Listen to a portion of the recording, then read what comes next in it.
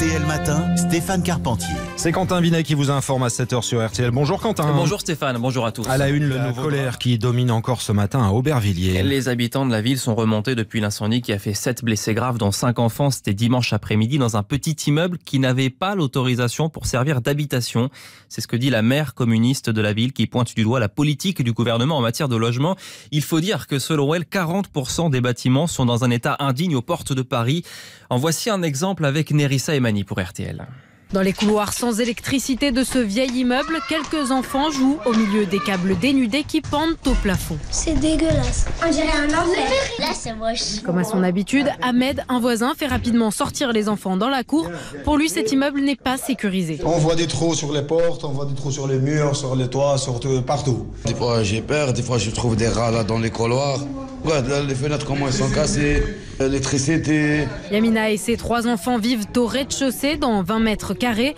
Les fenêtres sont cassées depuis plusieurs mois, les murs sont rongés par l'humidité. Elle a bien engagé des travaux, mais elle ne s'en sort pas. Là, on est dans la partie commune. Le ballon de l'eau chaude, il a fallu le prendre mon fils. Il était au sanitaire, comme vous pouvez le constater, c'est juste au-dessus. Il a failli tomber sur sa tête. Oui, et on l'a remis, on l'a refixé.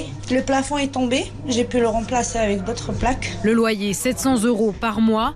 Yamina multiplie les appels à l'aide aux propriétaires sans réponse. Je ne sais pas par où commencer. Ça, c'est la demande que j'ai faite au préfet.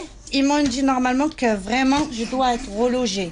Au jour d'aujourd'hui, on attend. La seule issue possible pour cette mère de famille, une réponse positive à sa demande de logement social formulée il y a un an. Voilà pour ce reportage de Nerissa Emani pour RTL. Alors d'autres communes collectivités sont confrontées à ces problèmes d'insalubrité et de marchands de sommeil comme la région lilloise.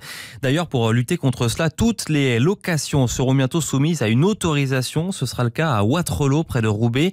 Les explications de Martine Leblanc, elle est adjointe à la mairie.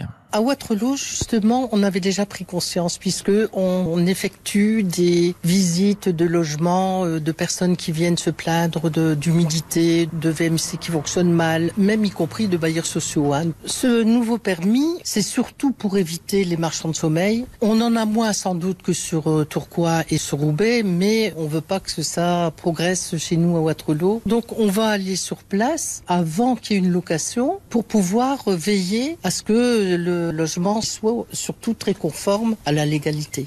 Des propos recueillis par Maxime Wolf pour RTL.